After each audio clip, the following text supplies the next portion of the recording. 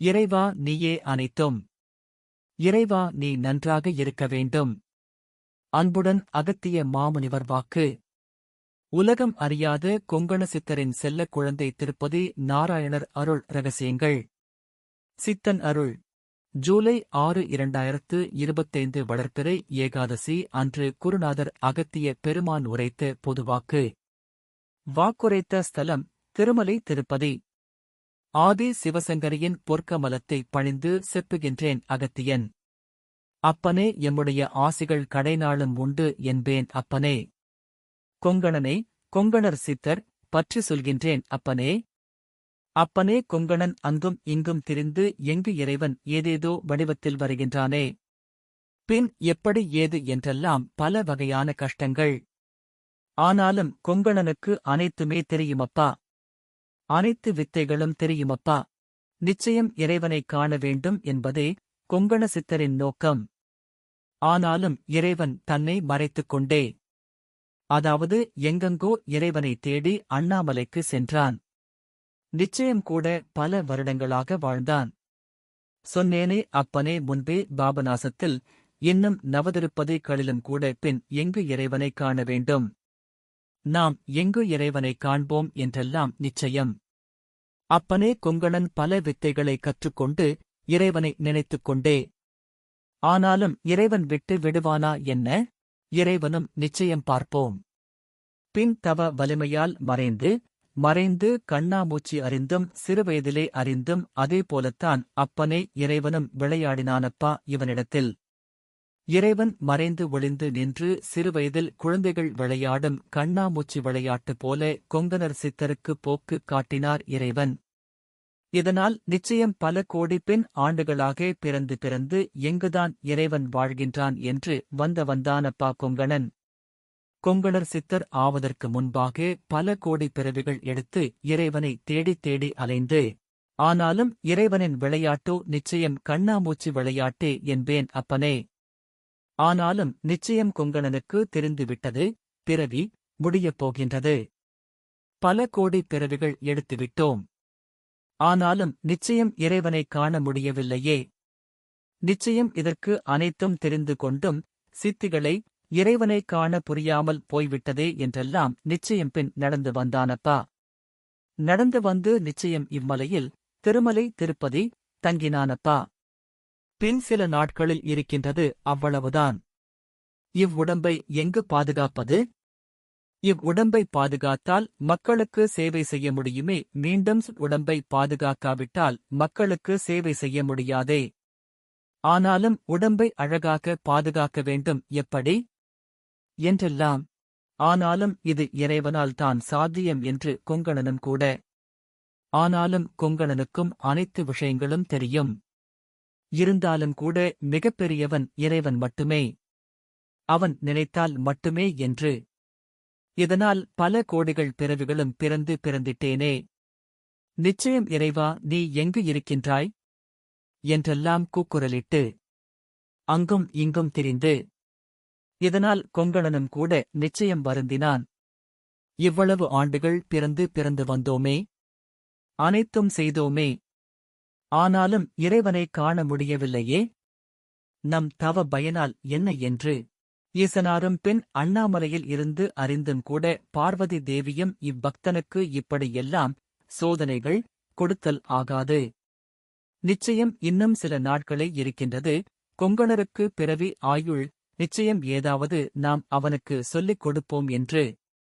ஈசனாரும் நிச்சயம் இதுவும் அவனுடைய விதியில் அவன்தன் கஷ்டங்களுக்கு ஏற்ப நிச்சயம் அவன் புகழ், அதாவது புகழ் என்று சொல்வதை விட நிச்சயம் அவன் நாமம் அழியாது என்றெல்லாம் ஈசன் நிச்சயம். பார்வதி தேவியும் கூட நிச்சயம் எவ்வாறு அழியாமல் இருக்க பின் அழியப் போகின்றான் அவ்வுடம்பை கூட என்றெல்லாம் ஈசனார் நிச்சயம். ஆனாலும் தேவியே, அண்ணாமலையிலிருந்து ஈசன் பின் தேவியே, நிச்சயம் அவன் உடம்பும் கூட பின் அழியாது. நிச்சயம் இவ்வளவு கோடி ஆண்டுகள் பல பின் கோடி ஆண்டுகள் பின் நினைத்து இறைவனை நினைத்து பல வகையிலும் வாழ்ந்தவனுக்கு நிச்சயம் உடம்போடு நிச்சயம் உயிரும் அப்படியே இருக்கும் என்று. பின் அதாவது தேவியும் கூட நிச்சயம் எப்படி? அது எப்படி? பின் அன்பானவனே என்றெல்லாம் ஈசனார். ஆனாலும் தேவியே, அதாவது சற்று நேரத்தில் பார் என்று அண்ணாமலையிலிருந்து இங்கு நடக்கப் போவதை திருப்பதியில் நிச்சயம் அண்ணாமலையிலிருந்து கொண்டு இருவரும் பார்த்தார்கள். இதனால் மனமு வந்து இவ்வுடம்பைப் பெற்றதும் பின் ஏன், எதற்கு என்று கொங்கணனுக்கு. ஆனாலும் நாராயணன் அழகாகவே இங்கு வீற்றிருந்தான். ஆனாலும் நிச்சயம் பின் ஆனாலும் இவனுக்கு தெரியும் எதை என்று புரிய, அதாவது கொங்கணனுக்கும் புரியும். அவன் பெருமாள் நின்றிருக்கின்றான் எங்கோ, ஏதோ என்றெல்லாம். நாராயணனும் எதை என்று புரிய பின் கொங்கணன் என்ன சொன்னாலும் நேரில் சொன்னால்தான் நிச்சயம் நம்புவான் என்பதையெல்லாம் பரிசுத்தமாக அறிந்தும் புரிந்தும். தெய்வங்கள் எதை என்று அறியாமலும் புரியாமலும் நிச்சயம் கொங்கணன் கூட.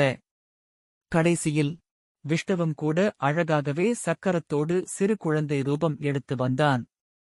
அதாவது சக்கரத்தை நிச்சயம் உருட்டலாம் என்று உருட்டிவிட்டு அது கொங்கணன் தலையில் பட்டது. கொங்கணனுக்கு கோபம் வந்தது. அட குழந்தையே, யானே எவ்வாறாகவோ யோசித்துக் கொண்டிருக்கிறேன். நீ இவ்வாறாக என்னிடத்திலா விளையாடுவது? ஆனாலும் அக்குழந்தையின் முகத்தை பார்த்தான். கொங்கணன் கூட அழகாகவே, குழந்தாய், அருகே வா. ஆனாலும் கொங்கணனுக்கு தெரியும், அனைத்து விஷயங்களும் தெரியும். ஆனாலும் நிச்சயம் விஷ்ணுவும் மறைத்திட்டான் மாயை. கொங்கணனும் கூட அக்குழந்தையைப் பார்த்து சந்தோஷப்பட்டான். நிச்சயம் உன் அன்னை உன் தந்தை எங்கு இருக்கின்றார்கள் என்று. அக்குழந்தையும் என் அன்னை தந்தை யாரும் இல்லை, இச்சக்கரத்தை வைத்துக் கொண்டுதான் யான் விளையாடிக் கொண்டிருக்கின்றேன் என்று. கொங்கணனும், அடடா, உன்னை பெற்றவர்கள் இப்படியா விட்டுட்டு செல்கின்றது? அவர்களுக்கெல்லாம் என்ன, ஏது என்றெல்லாம். சரி குழந்தை கொங்கணனிடம் கேட்டது. அதாவது தந்தையாகவே நீ இருந்து, அன்னையாகவே நீ இருந்து என்னை பெரியவன் ஆக்கு அனைத்தும். அதனால் துணை எந்தனுக்கும் யாரும் துணை இல்லை. அதனால் நீயே துணை என்று. ஆனாலும் கொங்கணனோ நிச்சயம் தன்னில் கூட பின் கண்ணீர் தாரை தாரையாக விட்டான். நிச்சயம் ஆனால் இருப்பதோ சில நாட்களே. ஆனாலும் இக்குழந்தையே நம்மிடத்தில் கேட்கின்றதே, எவ்வாறு குழந்தையைக் காப்பது? இறைவா, என்ன சோதனை இது?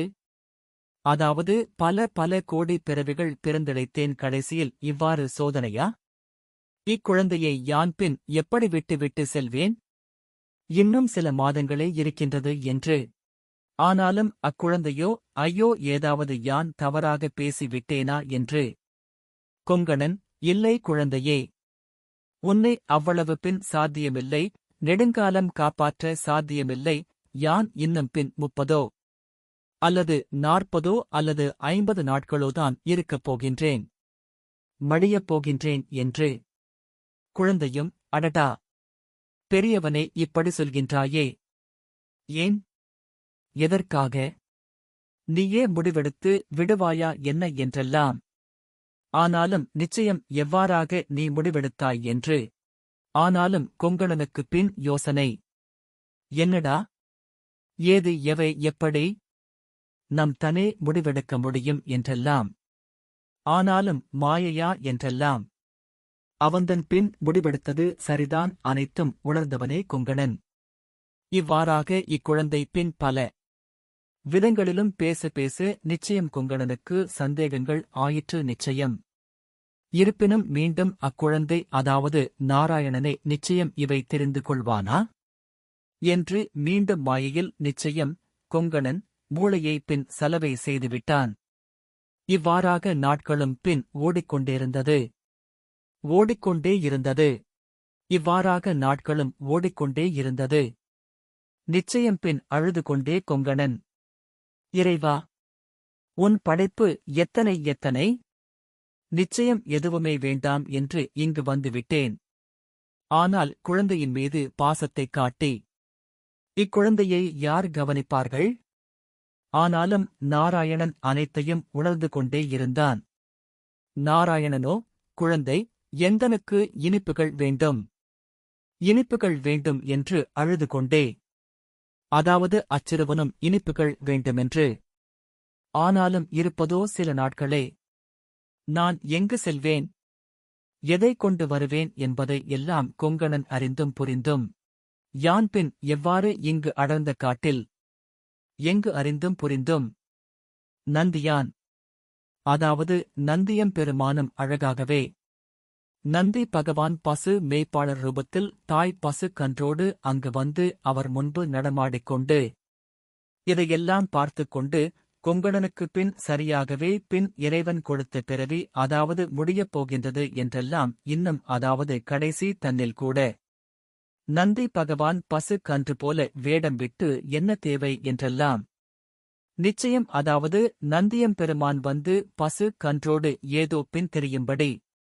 கொங்கணர் கண் முன்பாக அக்குழந்தையோ நிச்சயம் இவர்களைப் பார்த்து, அதோ அங்கு இருக்கின்றார்கள், அதோ பசு, அந்த பசு பால் தரும், அவர்களை அழையுங்கள் என்று கொங்கணரை பார்த்து குழந்தை, அதில் கூட இனிப்பு அதாவது பாலாகவே பின் இனிப்பாகவே அறிந்தும். இதனால் பல வகையிலும் பாலை கொங்கணன் தயாரித்து பின் சீராட்டினான் அக்குழந்தையைக் கூட.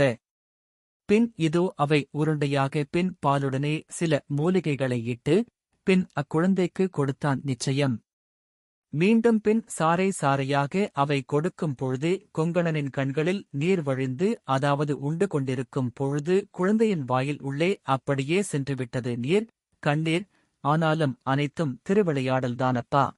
கொங்கணனும் இப்படியே நாட்களாக ஆனாலும் ஒரு நாள் நிச்சயம் எஞ்சி ஒரு நாள் மட்டும் மிச்சம் இருந்தது. கொங்கணன் அழுது கொண்டே. ஆனாலும் பின் அக்குழந்தையும் கொங்கணனை விடக்கூடாது என்றெல்லாம் கொங்கணனை இழுத்து பின் அழுது கொண்டே இருக்கும் கொங்கணனின் தலையில் குட்டினான். பின் கெட்டியாக, கொங்கணன் ஐயோ, பின் வலிக்கின்றதே என்று. கொங்கணா, அதாவது இத்தனை நாட்களாக எவ்வளவு எத்தனை வருடங்கள் வாழ்ந்தாயே, யான் யார் என்று புரியவில்லையா கொங்கணனே? எங்கெங்கெல்லாம் பல ஞானிகளையும் பல ரிஷிமார்களையும் பல வழிகளிலும் கூட தெய்வத்தையும் எங்கெல்லாம் அலைந்து திரிந்தாயே, எங்கெங்கோ அலைந்து திரிந்து பல தெய்வ தரிசனங்கள், ஞானிகள், ரிஷிகள் தரிசனங்கள் என பல பிறப்புகள் எடுத்து கடந்து வந்தாலும் என்னை உன்னால் அடையாளம் கண்டு கொள்ள முடியவில்லை என்று. யான்தான் நாராயணன் என்றெல்லாம். அடடா என்றெல்லாம் இவ்வாறாக கெட்டியாகப் பிடித்துக் கொண்டான் நாராயணனை கொங்கணன். குழந்தையே, உன்னை விட்டு யான் நிச்சயம் இனிமேலும். நாராயணனே நீயா? அனைத்தும் மாயையாக மறைத்து விட்டாயே குழந்தையாக. உன்னை இறுக்கிக் கொள்ள வேண்டும். யான் அதாவது எந்தனுக்கு அதாவது முற்று என் உடம்பிற்கும் ஆன்மாவிற்கும் கூட.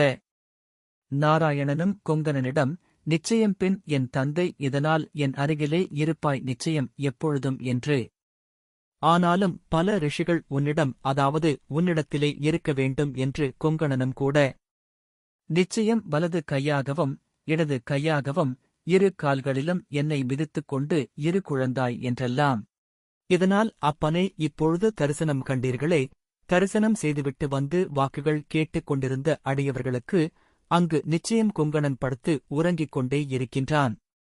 திருப்பதியில் பெருமாள் நின்ற கோலத்தில் இருக்குமிடத்தில் பெருமாளின் பாதங்களுக்கு கீழே கொங்கணர் சித்தர் இருக்கின்றார்.